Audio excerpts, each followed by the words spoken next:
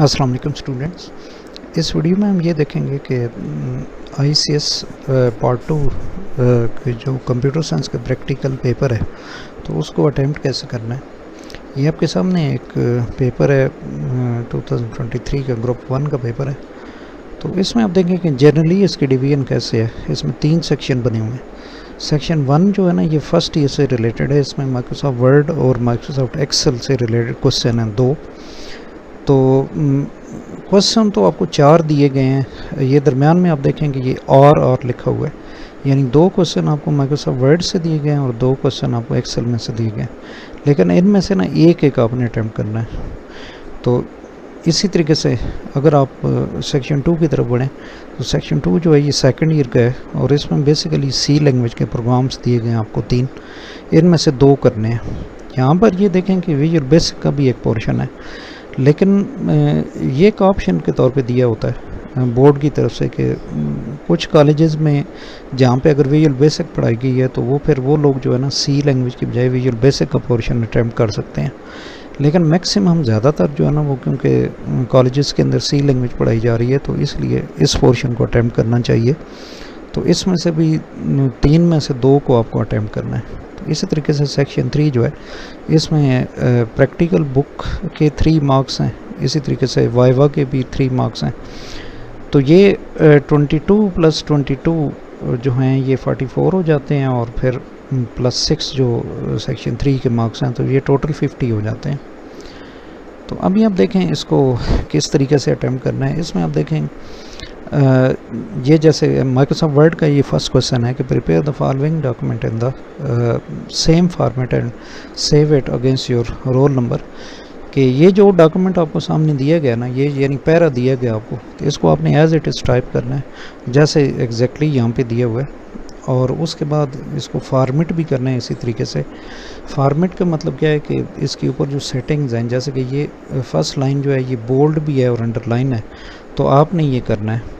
इसी तरीके से ये जो टेक्स्ट लिखा हुआ है ये इटैलिक है। तो इसके अलावा भी यहाँ पे ये देखें एंड पे कुछ इंस्ट्रक्शन दी गई हैं कि मिसाल तौर पे अप्लाई कैरेक्टर स्पेसिंग एक्सपेंडेड और इसी तरीके से फॉन्ट जो है वो इसका कौन सा होना चाहिए, तो ये भी अप्लाई करना है। तो मैंने यहाँ पे ना टाइम सेविंग के लिए ये पैरा जो है ना ये ऑलरेडी टाइप किया हुआ है। यहाँ पे मैं आपको दिखा देता हूँ। अब इस पे ना जस्ट करना क्या है कि ये सेटिंग्स इसके ऊपर अप्लाई करनी है।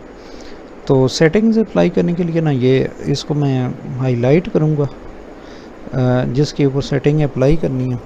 और उसके बाद ना इसमें ये 2 तरीके हैं इसको अंडरलाइन करने के। नंबर 1 तो ये भी आप इसको सिलेक्ट करेंगे। उसके बाद यहाँ पे ना ये ऊपर आपको बी और यू के ऑप्शन ये 2 नज़र आ रहे हैं। तो आप यू पे क्लिक करेंगे तो ये अंडरलाइन हो जाएगा और इसी तरीके से बी पे क्लिक करेंगे तो बोल्ड हो जाएगा। तो इनकी शॉर्टकट की भी हैं, यानी यहाँ से हाईलाइट करने के बाद आप यू के लिए अंडरलाइन के लिए कंट्रोल यू कर सकते हैं और इसी तरह बोल्ड के लिए कंट्रोल बी कर सकते हैं।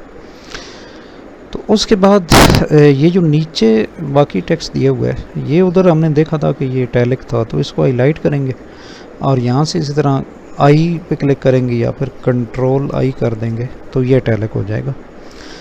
अभी फर्दर इसमें देखें कि उन्होंने क्या कहा था।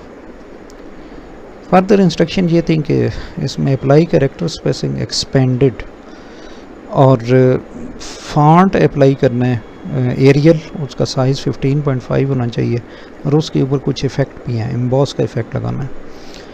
तो दोबारा उस वहाँ पे MS वर्ड में चलते हैं।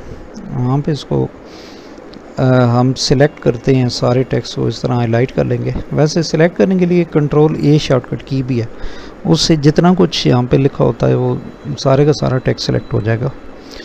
मरल इसको सिलेक्ट करने के बाद आप क्या करेंगे कि फ़ॉन्ट चेंज करना है। तो यहाँ पे ना ये फ़ॉन्ट बॉक्स पे यहाँ पे क्लिक करेंगे आप और एरियल इसका फ़ॉन्ट आप देखेंगे कि एरियल कहाँ है, ये एरियल है, इस पर आप क्लिक कर देंगे और अब 15 यहाँ से आप ले सकते हैं ना। लेकिन यहाँ पे आप देखेंगे कि 15 नहीं है, वो मतलब 12 है, उसके बाद 14 है और फिर 16 है। तो इस तरह अगर कोई यहाँ पे ना फिगर ना दिया वो तो उसके लिए क्या करते हैं, इधर क्लिक करके ना खुद आप टाइप करके देते हैं। मिसाल तौर पर यहाँ पे 11 है ना, तो कर्सर आया हुआ है, तो इधर आप इसको बैक स्पेस से ख़त्म करेंगे और 15.5 लिखें और उसके बाद इंटर की प्रेस कर दें, तो ये वो अप्लाई हो गया। उसके बाद इसको सिलेक्ट अभी रहने दें। अभी एक और चीज़ का हमें कहा गया था, अभी इसको आपने ना वो एक्सपेंडेड स्पेसेस अप्लाई करनी है और एम्बॉस का इफेक्ट अप्लाई करना है। तो उसके लिए फिर आप यहाँ से ना ये जो जिस जगह पे ये फॉन्ट ग्रुप है ना, इधर साइड पे एक बटन छोटा सा दिया हुआ है, इस पर आप क्लिक करेंगे तो आपके पास फॉन्ट बॉक्स आ जाएगा। फॉन्ट बॉक्स के अंदर मुख्तलिफ ऑप्शन है हमारे पास। इसमें ये नीचे देखें इफ़ेक्ट्स के अंदर ये एम्बॉस भी होगा।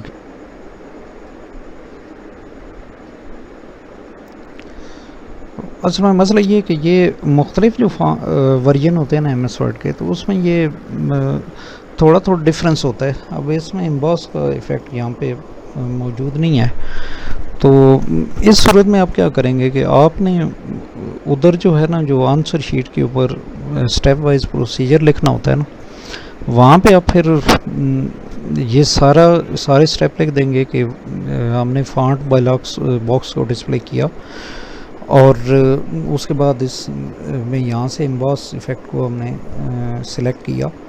तो वो बेशक इधर ना हो, लेकिन उधर आंसर शीट के अंदर ना आपको लिखना है, वहाँ ज़रूरी है लिखना उसको ना, तो क्योंकि उधर नहीं लिखेंगे तो वो मार्क्स कट जाएंगे। बाकी ये कुछ वर्जन्स के अंदर वो ऑप्शन होता है, इधर कुछ वर्जन्स के अंदर नहीं होता। तो इवन के नाम भी हो ना, तो फिर भी आपने उसके बारे में लिख देना है कि मैंने इस तरीके से अप्लाई किया। अब यहाँ पे ये देखें कि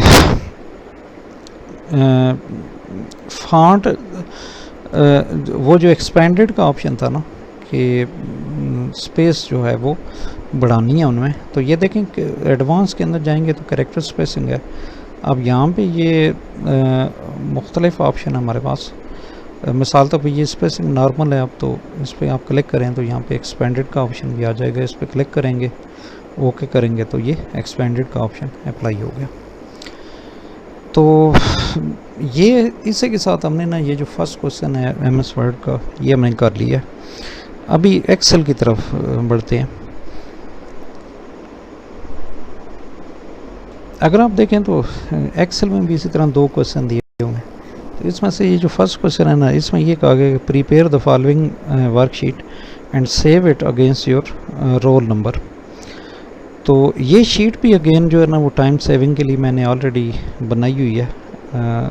तो ये शीट बना के तो उसके बाद क्या करना है, यहाँ पे ये सम का एक कॉलम है, तो आपने ये करना है भाई, ये जो फर्स्ट ईयर और सेकंड ईयर के मार्क्स दिए हुए हैं तो इनको ऐड करना है। सम का फार्मूला इधर लगाना है सिंपली। ये इसने नीचे ना इंस्ट्रक्शन भी दी हुई है, परफॉर्म द फॉलोइंग टास्क के apply border around the sheet. एक तो बॉर्डर का ऑप्शन इस शीट के ऊपर अप्लाई करना है, और दूसरा क्या करना है कि सम का फार्मूला लगाना है, फर्स्ट ईयर और सेकंड ईयर के मार्क्स को ऐड करना है। तो एक्सेल में चलते हैं। अब यहाँ देखें ये मैंने शीट बनाई हुई है, तो इस शीट में फार्मूला यहाँ पे हम लगाते हैं। पहले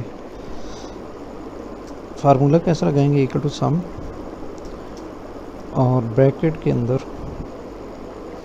अब ये 2 तरीके हैं, या तो ये जो सेल का एड्रेस है ना B5, यहाँ पे आप टाइप करते हैं B5 और उसके बाद कॉलन दे के ना, तो फिर उसके बाद नेक्स्ट जो है ये C5 आप लिख देंगे यहाँ पे, या फिर यहाँ पे क्लिक कर दें, वो बात एक ही। अब ब्रैकेट क्लोज करें और इंटर की प्रेस कर दें, तो ये फार्मूला आ गया। अच्छा, अब बाकियों के ऊपर नीचे भी ये ज़रूरी नहीं है भाई उधर भी आप फार्मूला लगाएं हर एक के आगे, हर स्टूडेंट के मार्क्स के आगे, बल्कि उसका तरीका ये है कि 2 उसके मेथड हैं कि इसी को आप कॉपी नीचे कर सकते हैं। उसका फर्स्ट मेथड ये है कि इसके बिल्कुल कॉर्नर में एक छोटा सा बटन है दिया हुआ, इसके ऊपर कर्सर को ले जाएं, जब ये प्लस के निशान की तरह हो जाए ना, तो इसके ऊपर क्लिक करके आप नीचे की तरफ मूव करेंगे। नीचे की तरफ मूव करके आप इसको छोड़ दें तो ये ऑटोमेटिकली कॉपी हो जाएगा। एक मेथड तो ये है। अब दूसरा तरीका क्या है, दूसरा तरीका ये है भी आप इसको कंट्रोल-C से कॉपी करें, कंट्रोल-C करें, ये कॉपी हो जाएगा मेमोरी में। अब जितने एरिया पे ना आपने इसको अप्लाई करना है, तो इतने एरिया को हाईलाइट करें, यानी इस फर्स्ट सेल पे क्लिक करें ब्लैंक सेल पे, और माउस के लेफ़्ट बटन को प्रेस करके आप रखेंगे, होल्ड रखते हुए आप नीचे की तरफ मूव करें, ये यानी हाईलाइट आपने करना है, हाईलाइट करके छोड़ दें। अब पेस्ट करेंगे, कंट्रोल V करेंगे जी, तो ये ऑटोमेटिकली फार्मूला अप्लाई हो जाएगा।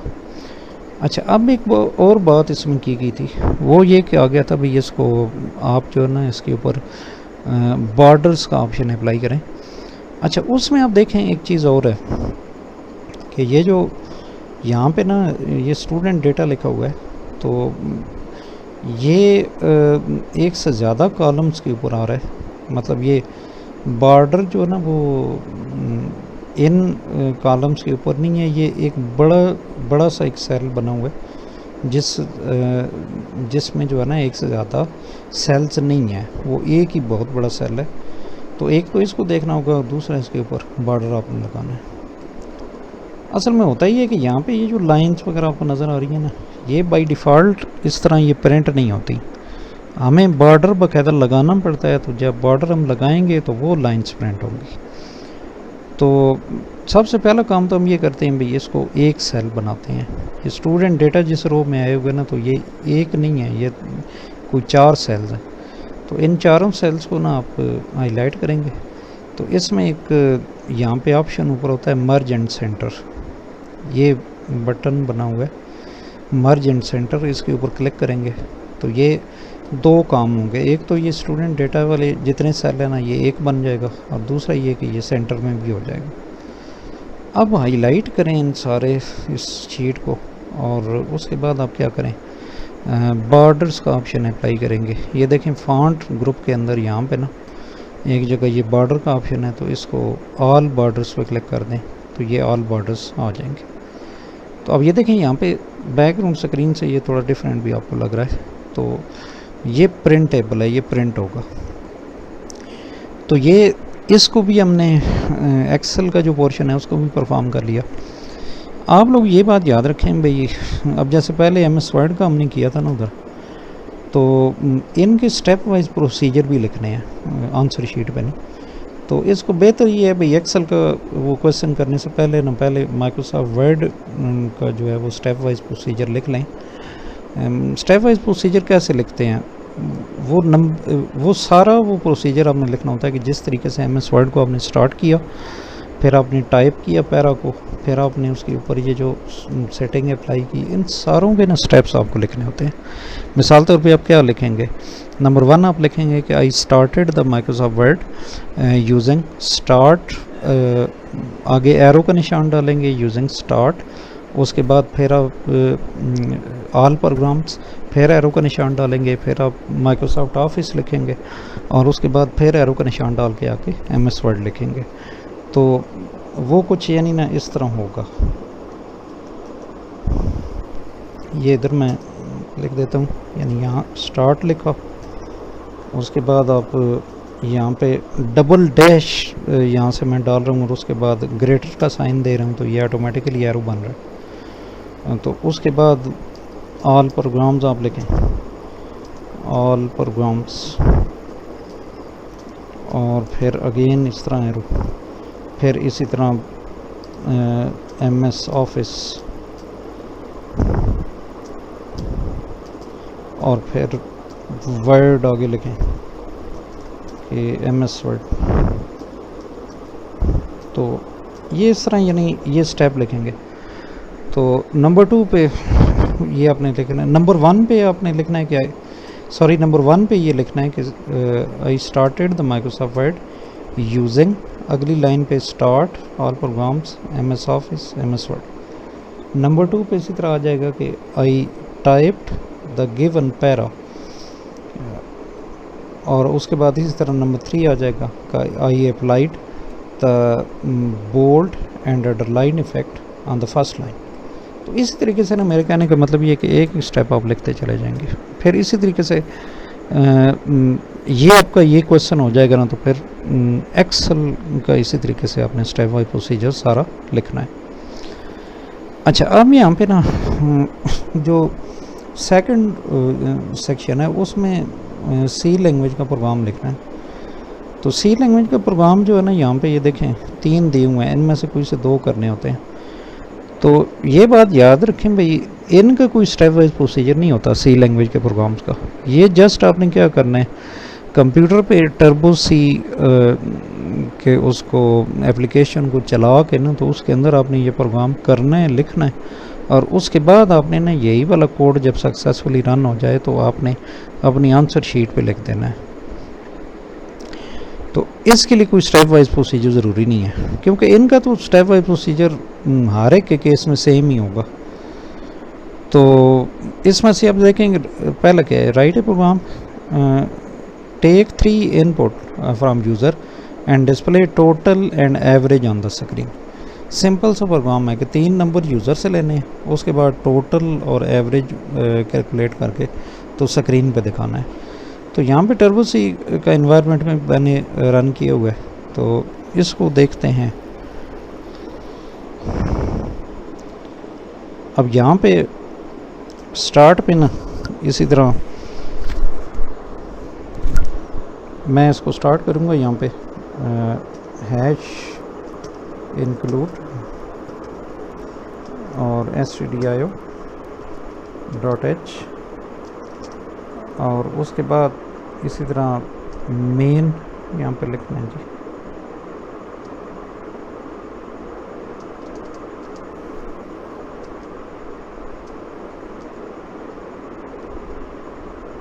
यस सर, मैं ये वो स्क्रीन कैप्चर के प्रोग्राम की वजह से ना ये थोड़ा सा डिस्प्ले गड़बड़ कर रहा है। इस खैर यहाँ पे मेन लिखेंगे, उसके बाद इसी तरीके से 3 हमने कोई से वेरिएबल लेने हैं या 3 वैल्यूज़ लेनी है, 3 इनपुट देनी है। तो इंटीजर मिसाल तौर पे a, b, c, और उसके बाद फिर printf और inter 3 values braces close, sorry parenthesis close, उसके बाद सेमी कॉलन और स्कैनफ, और हम 1 महीना तीनों की इनपुट ले देते हैं। %d space %d space %d rotation close comma and a comma and b comma and c, और उसके बाद पैरेंथेसिस क्लोज और इंटर। अच्छा, यहाँ पे ना क्योंकि एवरेज और टोटल भी निकालने थे, तो वेरिएबल्स ना 2 और हमें लेने पड़ेंगे। इसमें एक तो सम कर ले लें, कॉमा सम, और उसके बाद इंटर करके ना तो एक और फ्लोट वेरिएबल ले लेते हैं, फ्लोट एवरेज avg कर देते हैं। ये फ्लोट मैंने इसलिए लिया है क्योंकि एवरेज में चांसेस हैं कि वो इशारिया में आंसर आएगा हमारा डेसिमल में। तो अब यहाँ पे ना हम क्या करेंगे, sum is equal to a plus b plus c, उसके बाद हम एवरेज कैलकुलेट करेंगे, avg is equal to sum divided by 3, और that's all.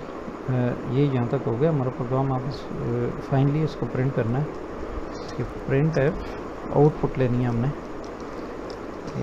Some is equal to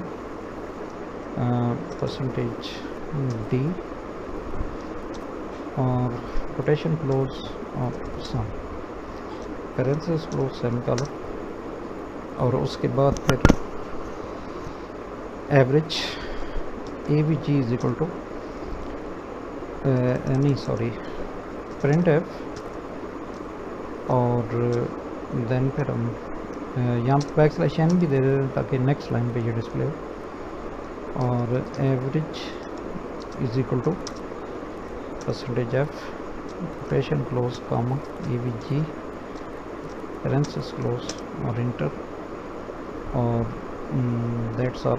अगर इसको रोकना है, आप चाहते हैं थोड़ी देर के लिए रुक जाए आउटपुट स्क्रीन, तो फिर गेट ch गेट 4 वगैरह देना होगा।